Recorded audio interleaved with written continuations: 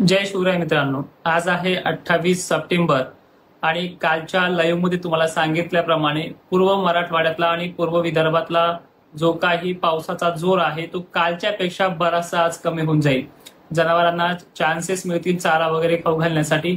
पण पश्चिम महाराष्ट्र जे काही पुणे, सांगली, सातारा, अहिल्यानगरमध्ये काही ठिकाणी, छत्रपती संभाजीनगरच्या पश्चिमेकडील भागात बऱ्याच ठिकाणी, बीड वगैरे भागांना, त्यातल्या धुळे, नाशिक क्षेत्रांना थोडंफार जास्त प्रमाणामध्ये आजचा पाऊस कायम आहे. कालच्या पेक्षा थोडी कमी अधिक प्रमाणात त्याची तीव्रता मागे पुढे होईल, पण जास्त काही धोका आज तिकडे नाहीये.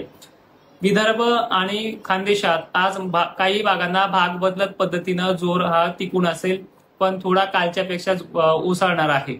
आता हे जाऊ द्या पावसा संदर्भामध्ये. तुम्हाला मी मागील लाईव्ह मध्ये एक दोन व्हिडिओ पण दिले. त्या पद्धतीनं 29 तारखेला ज्यांच्या कोणाच्या सोयाबीनी वाचल्या असतील ह्या ओल्या दुष्काळातून, थोड्याफार त्या आता काळे दाणे वगैरे तर होणारच आहे, खराब तर झालीच आहे, पण ती घरात मध्ये आणण्यासाठी थोडंफार का होईना त्याला संधी मिळते.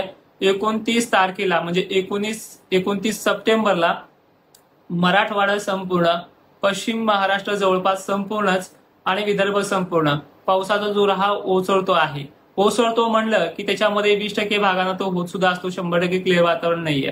त्यामध्ये 10-5% भागांमध्ये स्थानिक वातावरणाचा पाऊस होऊ शकतो, ते बी दुपारनंतर 4-5 वाजता. त्यामुळे झाकून पाकून ठेवण्याची तयारी ठेवा मित्रांनो. ही संधी मराठवाडा आणि विदर्भामध्ये 3 ऑक्टोबर पर्यंत, तर काही ठिकाणी 2 ऑक्टोबर पर्यंत राहू शकते. या संदर्भात संपूर्ण माहिती आपण कालच्या लाईव्ह मध्ये, परवाच्या व्हिडिओमध्ये पण दिलेली आहे.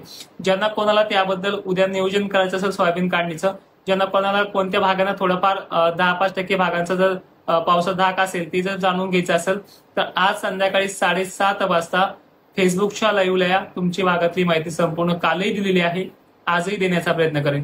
तर तसं सरळ सरळ सांगायचं म्हटलं तर 29 तारखेला पाऊस हा महाराष्ट्रामधनं 90 ते 95% उघाड देतोय आणि ही उघाड फक्त 4 दिवसाची आहे. त्यामुळे अधिक माहितीसाठी संध्याकाळी आपल्या याच फेसबुक पेजवरती लाईव्हला या. 7:30 वाजता आहे.